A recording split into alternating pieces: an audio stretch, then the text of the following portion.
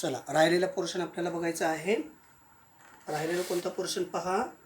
आपण होतो पिरियॉडिक ट्रेंड्समध्ये. तिसऱ्या ट्रेंड्सला मेटॅलिक आणि नॉन मेटॅलिक कॅरेक्टरमध्ये थोडंसं पोर्शन आपल्या सिलेबसचा बाकी आहे. तो या लेक्चरमध्ये आपण फिनिश करू, म्हणजे हा चॅप्टर संपून जातो. मग आपण नेक्स्ट चॅप्टर सुरू करू, चॅप्टर नंबर 1. तर मेटॅलिक आणि नॉन मेटॅलिक कॅरेक्टर माहिती आहे तुम्हाला. पिरियॉडिक टेबलमध्ये लेफ्ट हँड साईडला जे एलिमेंट्स आहेत ते सर्व एलिमेंट मेटॅलिक कॅरेक्टर रिप्रेझेंट करतात, आणि झिगझॅग बॉर्डरच्या राईट हँड साईडला असणारे सर्व elements non metallic character represent करतात. याच्या व्यतिरिक्त हे असं का करतात, याचे काय रिझन आहेत, याच्याबद्दल आपल्याला डिस्कस करायचं आहे. तर जाऊयात आपण टेक्स्टबुकमध्ये. The periodic trends in metallic character of element is clearly understood from their position in the modern periodic table. आता तुम्हाला कदाचित कळलं असेल की पिरियॉडिक ट्रेंड्स, आता पिरियॉडिक ट्रेंड्स म्हणजे काय, मेटॅलिक कॅरेक्टरचा पिरियॉडिक ट्रेंड्स काय आहे आणि तो मॉडर्न पिरियॉडिक टेबलमध्ये कुठल्या बाजूला आढळतात. तर पिरियॉडिक ट्रेंड्स म्हणजे एलिमेंटचा मेटॅलिक कॅरेक्टर जे एलिमेंट्स आहेत त्यांच्या प्रॉपर्टी काय आहेत की ते इलेक्ट्रॉन लूज करतात, आणि ही सर्व एलिमेंट मॉडर्न पिरियॉडिक टेबलमध्ये लेफ्ट हँड साईडला आहेत. Let us consider the metallic characteristics of elements belong to the same group. एकाच ग्रुपमध्ये असणाऱ्या एलिमेंटच्या मेटॅलिक कॅरेक्टरिस्टिक्सच्या बाबतीत जर विचार करायला गेलात तर त्याच्यामध्ये टॉपकडून बॉटमकडं जात असताना व्हॅरिएशन पाहायला मिळतं. का बरं व्हॅरिएशन पाहायला मिळतं? While going down a group a new shell get added, resulting in an increasing in the distance between the nucleus and the valence electrons. पहा, आपण त्यासाठी एक पिरियड मांडू. पिरियड नंबर 1, त्याच्यामध्ये हायड्रोजन सोडून देऊ. लिथियम, त्याच्यानंतर आहे सोडियम, त्याच्यानंतर आहे potassium, rubidium, caesium and francium. हे सर्व मेटल एलिमेंट्स आहेत. It is a period number 2. हा आहे पिरियड नंबर 3चा. It is a period number 4. It is a period number 5. It is a period number 6. It is period number 7. मग आता हे जे एलिमेंट्स आहेत टॉपकडून बॉटमकडं जात असताना मेटॅलिक कॅरेक्टर इन्क्रीज होतात असा एक कन्सेप्ट आपल्याला आहे. मग हा जर पिरियड सेकंडचा आहे तर याच्याकडं 2 शेल आहेत, 2 शेल आहेत, याच्याकडं 3 शेल आहेत, याच्याकडं 4 शेल आहेत, याच्याकडं 5 शेल आहेत, याच्याकडं 5 शेल आहेत, याच्याकडं 6 शेल आहेत आणि याच्याकडं 7 शेल आहेत. आता मला सांगा, जसं जसं शेलची संख्या वाढते तसं न्यूक्लियसपासून, फॉर एक्झाम्पल हा न्यूक्लियस आहे, हा शेल आहे, या इलेक्ट्रॉन आणि या न्यूक्लियसमधला डिस्टन्स काय कमी आहे. हा जर ऑर्बिट वाढला तर डिस्टन्ससुद्धा वाढतं. हा तिसरा ऑर्बिट आहे, डिस्टन्स वाढला न्यूक्लियसपासून, या शेलचं डिस्टन्स वाढलं. हा 4था शेल आहे, न्यूक्लियसपासून शेलचं डिस्टन्स वाढलं, आणि त्याच्यामुळं न्यूक्लियसपासून जर शेलचं डिस्टन्स वाढत असेल तर अट्रॅक्टिंग पॉवर, न्यूक्लियसपासून इलेक्ट्रॉनची अट्रॅक्टिंग पॉवर रिड्यूस होत जाते. जसं जसं नवीन शेल ॲड होतात तसं अट्रॅक्टिंग पॉवर रिड्यूस होते, म्हणजे इझिली लूज करण्याची कॅपॅसिटी इन्क्रीज होते.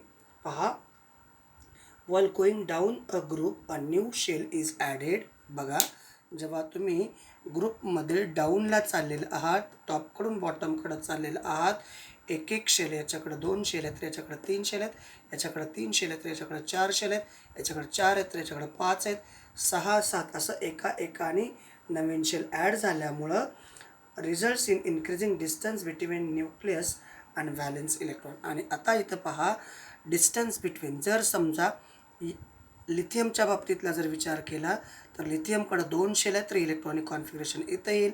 सोडियमच्या बाबतीत इलेक्ट्रॉनिक कॉन्फिगरेशन इथं येईल आणि मग हे डिस्टन्स हळूहळू वाढत चाललं.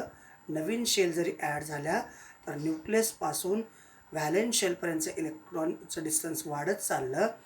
त्याच्यामुळं this results in lowering the effective nuclear charge and thereby lowering the attractive force on the valence electron.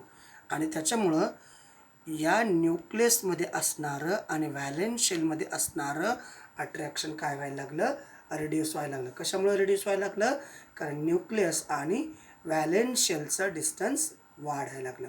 मग त्यामुळं काय झालं, as a result of this tendency of atom to lose electrons increases. आणि त्याच्याचमुळं इलेक्ट्रॉन लूज करण्याची capacity increase व्हायला लागली.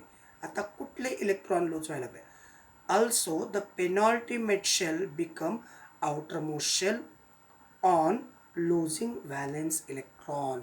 आता पेनॉल्टिमेट शेल कोणता असेल, जेव्हा एखादा ॲटम हा इलेक्ट्रॉन लूज करत असेल तर हा जो शेल आहे त्याला म्हणायचं पेनॉल्टिमेट शेल. त्याला काय म्हणायचं, पेनॉल्टिमेट.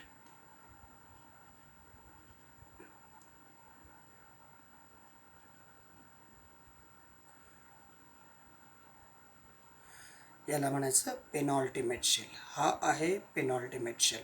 म्हणजे शेवटून दुसऱ्या शेलला आपण पेनॉल्टिमेट शेल म्हणायचं. आणि बघा, also penalty shell become the outermost shell on losing valence electron. म्हणजे जेव्हा इथला इलेक्ट्रॉन हा व्हॅलेन्स इलेक्ट्रॉन आहे, जेव्हा लूज होतो तेव्हा पेनॉल्टिमेटमध्ये इलेक्ट्रॉन फुलफिल असतात. The penultimate shell is a complete octet.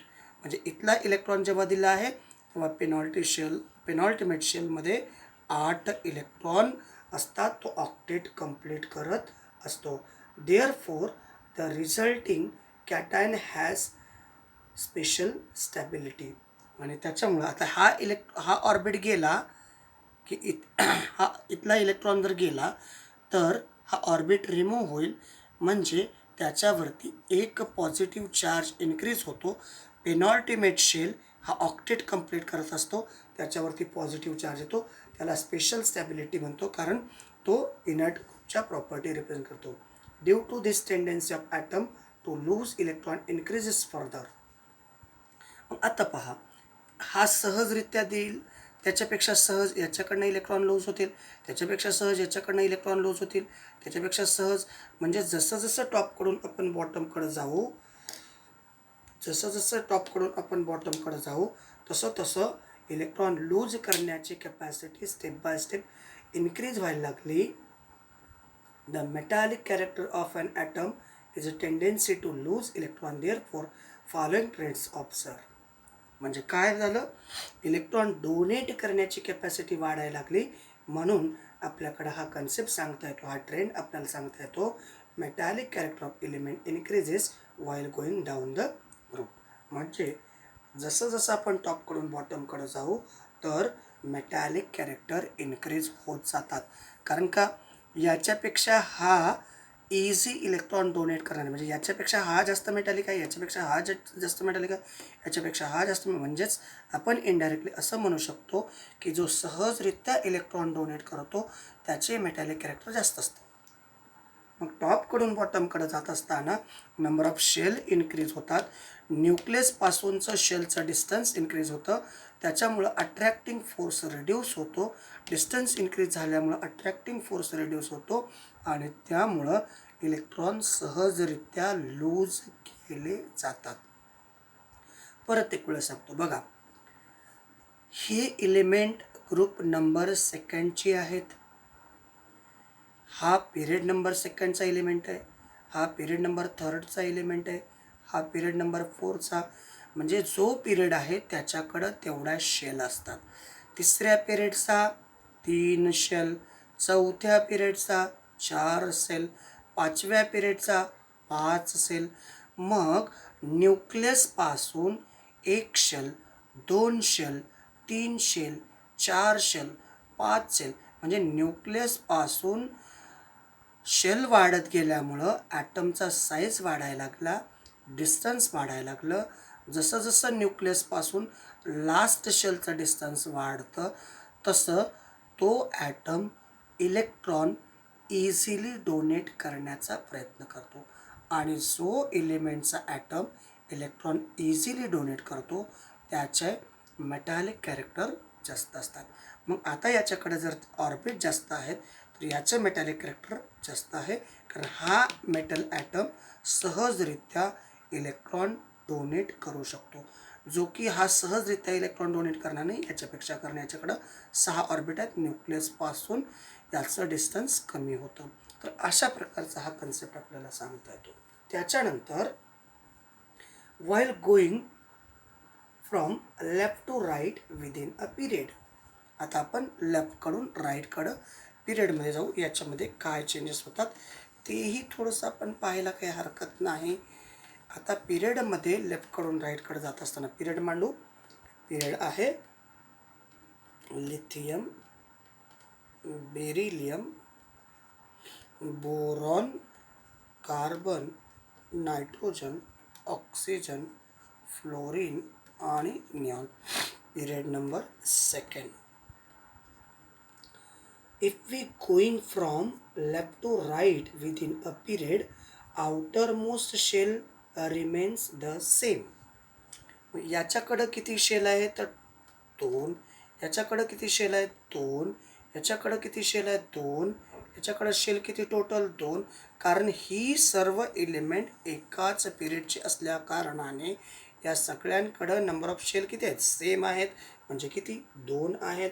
मग याच्यामुळं काय होते बघा.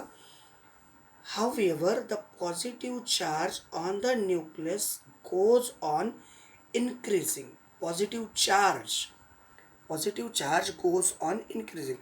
मग याचं इलेक्ट्रॉनिक कॉन्फिगरेशन 2,1. म्हणजे ह्या किती इलेक्ट्रॉन लूज करणार 1. याच्यावरती पॉझिटिव्ह चार्ज किती 1. याचा ॲटॉमिक नंबर किती आहे 4. याचं इलेक्ट्रॉनिक कॉन्फिगरेशन 2,2. हा किती इलेक्ट्रॉन लूज करेल 2. म्हणजे याच्यावरती पॉझिटिव्ह चार्ज किती 2. त्याच्यानंतर त्याचा पुढचा एलिमेंट कोण boron. Atomic number 5. Electronic configuration 2,3. किती इलेक्ट्रॉन लूज करेल 3 इलेक्ट्रॉन लूज करेल. किती इलेक्ट्रॉन लूज करेल 3 इलेक्ट्रॉन लूज करेल. किती पॉझिटिव्ह चार्ज 3 पॉझिटिव्ह चार्ज. बरोबर आहे. म्हणजे काही डिस्टन्सपर्यंत एका प्रॉपर पिरियडमध्ये आपण लेफ्टकडून राईटकडं असताना positive charge on the nucleus goes on increasing while the atomic radius goes on decreasing. बरोबर आहे का बघा. कारण लेफ्टकडून राईटकडं जात असताना पॉझिटिव्ह चार्ज वाढले, इथं 1 होता, इथं 2 होता, इथं 3 होते. पण ॲटॉमिक साईज काय होते डिक्रीज होते. ॲटॉमिक रेडियस डिक्रीज होते. कारण का एकाच शेलमध्ये आपण इलेक्ट्रॉनचं ॲडिशन वाढवतो. बघा लिथियमसाठी फॉर एक्झाम्पल हा न्यूक्लियस आहे, हा पहिला शेल, इथं 2 इलेक्ट्रॉन आहेत. आणि लिथियमसाठी असेल तर इथं 1 इलेक्ट्रॉन येईल. बेरिलियमसाठी असेल तर इथं 2 इलेक्ट्रॉन येतील. बोरॉनसाठी असेल तर इथं 3 इलेक्ट्रॉन येतील. म्हणजे अशा प्रकारे इलेक्ट्रॉनची संख्या ऑर्बिट नंबर सेकंडमध्येच वाढते. ऑर्बिट वाढत नाही एकाच शेलमध्ये. कार्बनसाठी असेल तर इथं 4 येतील. एकाच शेलमध्ये इलेक्ट्रॉनची संख्या वाढायला लागली, त्याच्यामुळं इथं पॉझिटिव्ह चार्जेस वाढायला लागले आणि हा न्यूक्लिअर पूल इन्क्रीज व्हायला लागला. म्हणजेच ॲटॉमिक साईज लेफ्टकडून राईटकडं डिक्रीज होत चाललं. As a effective nuclear charge goes on increasing. बघा पॉझिटिव्ह चार्ज वाढायला लागले, एकाच शेलमध्ये इलेक्ट्रॉनची संख्या वाढायला लागली. As a result of this the tendency of atom to lose electron decreases. कारण ॲटॉमिक साईज वाढायला लागल्यामुळं इलेक्ट्रॉनचं डिस्टन्स कमी व्हायला लागलं. इलेक्ट्रॉन आणि न्यूक्लियस म्हणजे व्हॅलन्स शेलमधलं हे आणि हे डिस्टन्स कमी व्हायला लागलं. त्याच्यामुळं इथून पुढचे ॲटम, हे जे पुढचे ॲटम आहेत हे पुढचे ॲटम इलेक्ट्रॉन लूज करण्याची कॅपॅसिटी डिक्रीज करायला लागले, रिड्यूस करायला लागले फ्रॉम लेफ्ट टू राईट. म्हणजे इथंपर्यंतचे इलिमेंट इझिली इलेक्ट्रॉन लूज करतात आणि इथून नंतर इलेक्ट्रॉन लूज करण्याची कॅपॅसिटी कमी होते, तर इलेक्ट्रॉन ॲड करण्याची कॅपॅसिटी इन्क्रीज होते. इलेक्ट्रॉन ॲड करण्याची कॅपॅसिटी इन्क्रीज होते. द टू फॅक्टर्स नेमले, आता याच्यामध्ये दोन फॅक्टर कोणते बघा, increasing nuclear charge and decreasing atomic radius as we go from left to right within a period. बघा, इन्क्रीजिंग न्यूक्लिअर चार्ज, मग याच्यावरती न्यूक्लिअर चार्ज किती, पॉझिटिव्ह 2, इथं किती 2 पॉझिटिव्ह, इथं 3 पॉझिटिव्ह. लेफ्टकडून राईटकडं जात असताना न्यूक्लिअर चार्ज वाढले, त्याचबरोबर अँड डिक्रीजिंग ॲटॉमिक रेडियस, या बाजूने जात असताना न्यूक्लिअर चार्ज वाढले, ॲटॉमिक रेडियस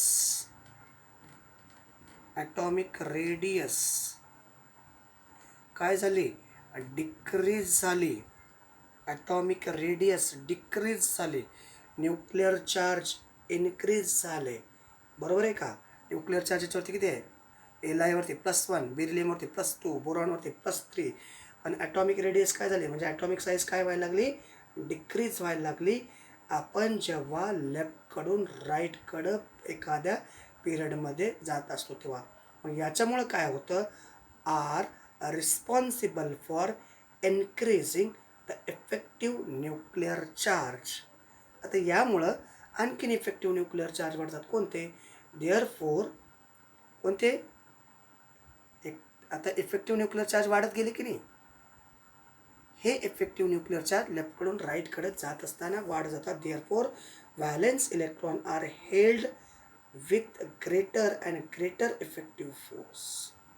आणि त्यामुळं हे इफेक्टिव्ह न्यूक्लिअर चार्ज वाढल्यामुळं हे जे ॲटम आहेत, हे सर्व ॲटम इलेक्ट्रॉन लॉस करण्याऐवजी होल्ड करतात, पकडून ठेवतात ही प्रॉपर्टी. कारण का, तर ॲटॉमिक साईज वाढली, न्यूक्लिअर चार्ज इन्क्रीज होत जायला लागले, त्याच्यामुळं हे जे ॲटम आहेत, जे उरलेले ॲटम आहेत, ते ॲटम इलेक्ट्रॉनला होल्ड करून ठेवतात, अट्रॅक्ट करून ठेवतात, कारण त्यांच्याकडं अट्रॅक्टिंग फोर्स वाढतो. And this is called electronegativity. Hold करण्याची कॅपॅसिटी जास्त असते, म्हणून त्याला इलेक्ट्रोनिगेटिव्हिटी असं म्हणतात.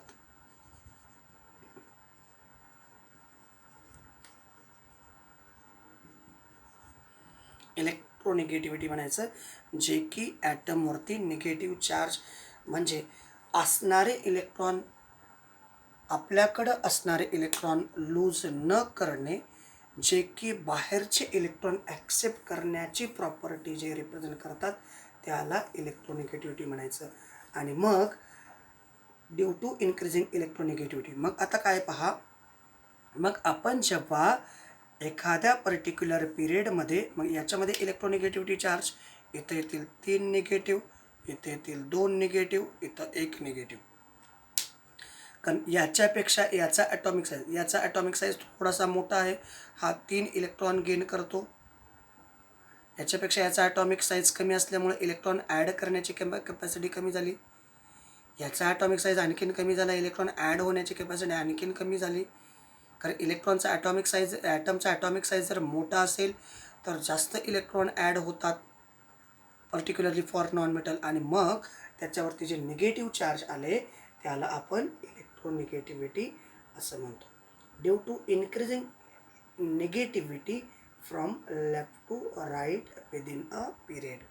इलेक्ट्रोनिगेटिव्हिटी लेफ्टकडून राईटकडं वाढायला लागले.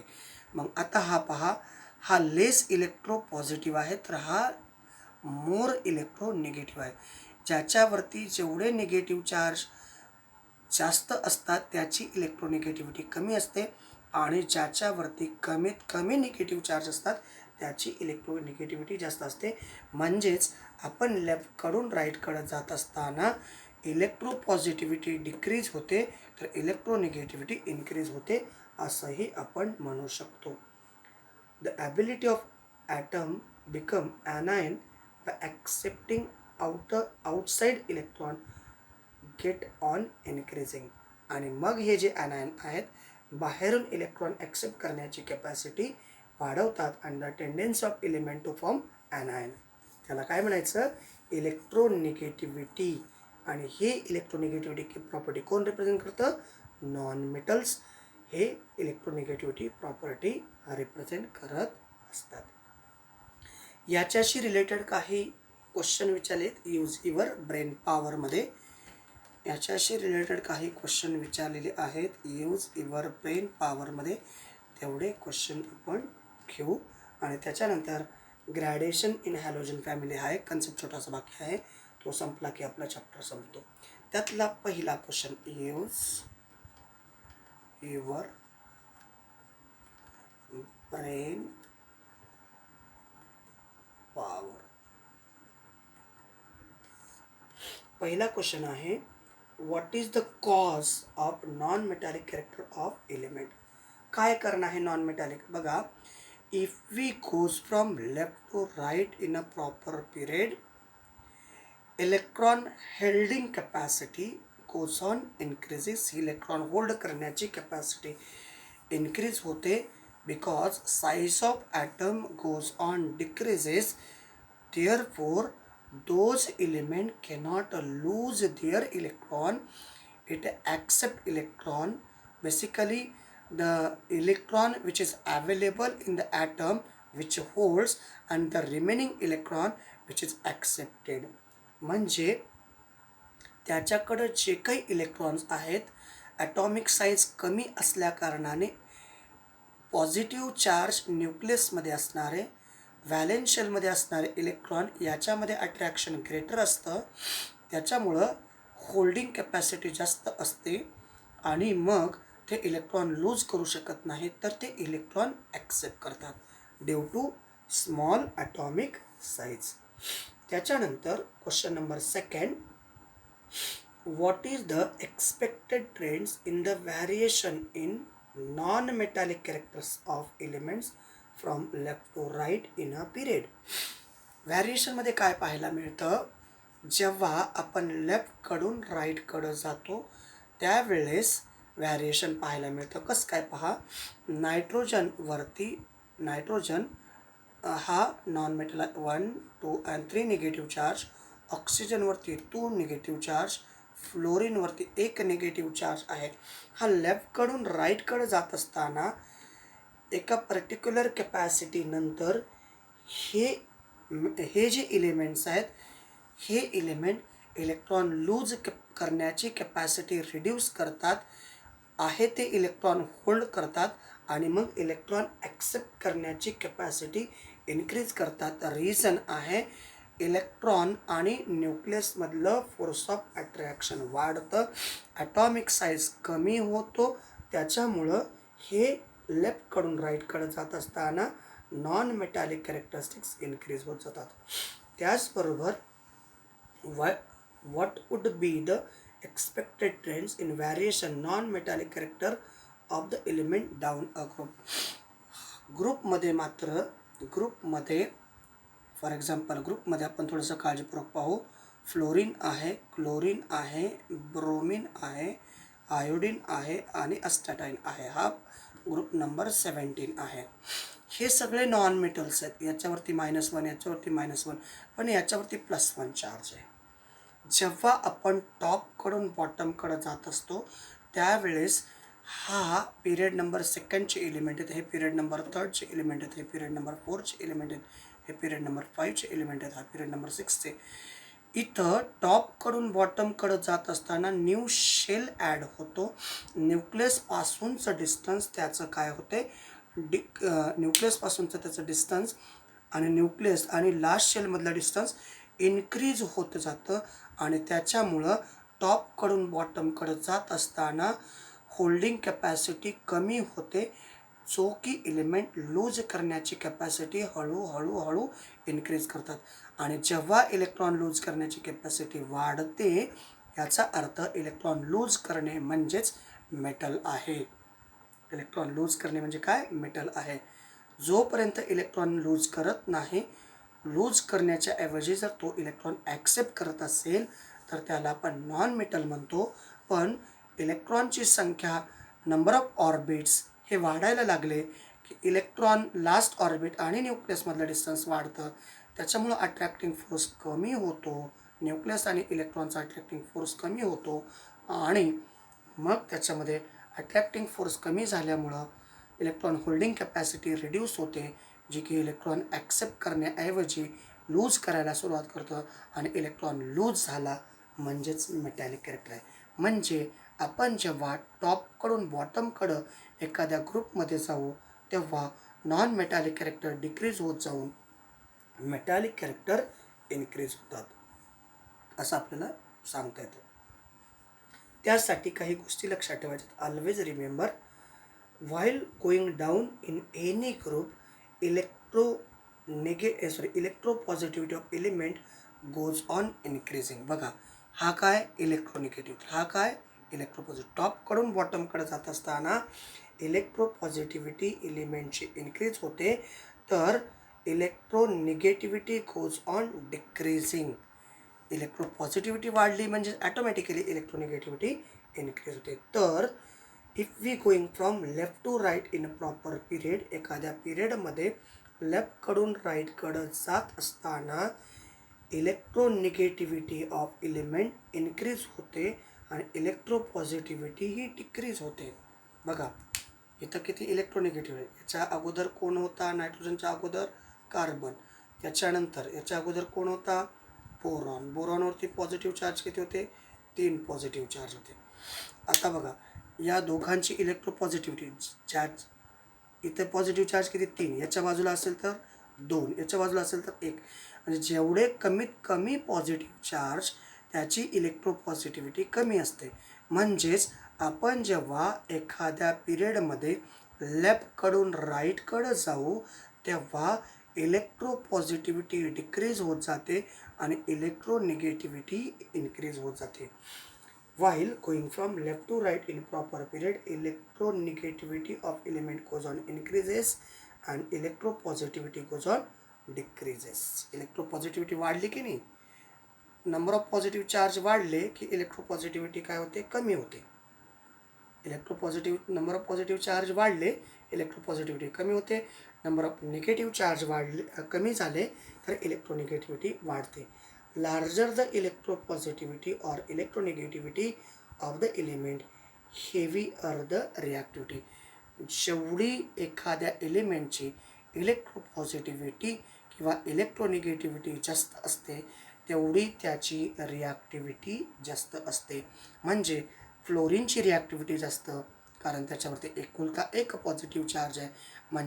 फ्लोरीनची इलेक्ट्रोनिगेटिव्हिटी जास्त, कारण त्याच्याकडे एक निगेटिव्ह चार्ज आहे, म्हणजे त्याची रिॲक्टिव्हिटी जास्त.